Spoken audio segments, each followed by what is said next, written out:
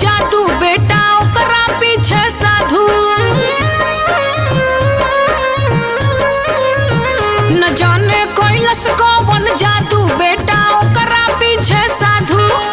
ना जाने कैसे मोती मरल सरे, अरे ना जाने कैसे मोती मरल सरे। अरे बेटा हमर बदलल, ना जाने कौन जड़ी फेंकल सरे। अरे बेटा हाथ से निकलल।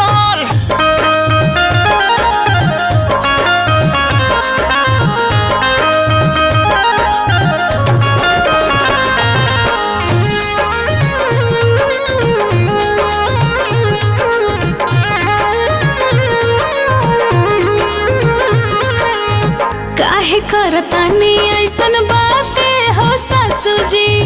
राउर बेटा थमले हमर हाथे हो सासू जी।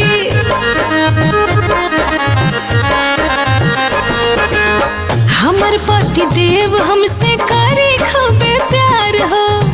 एही से तो हम इतना करतानी छाव हो। हमरा बेटा के अपन गुलाम बना के छाव करता रे।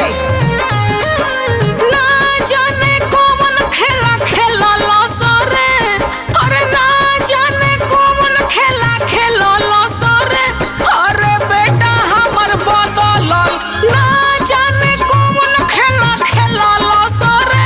अरे बेटा हमर बदलल। अरे अब का करिए दादा।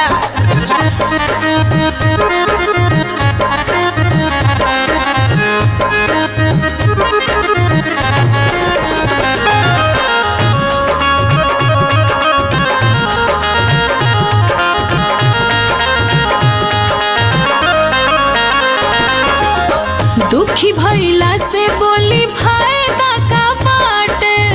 अब तो देवर जी पड़ गइले इनका हाथ।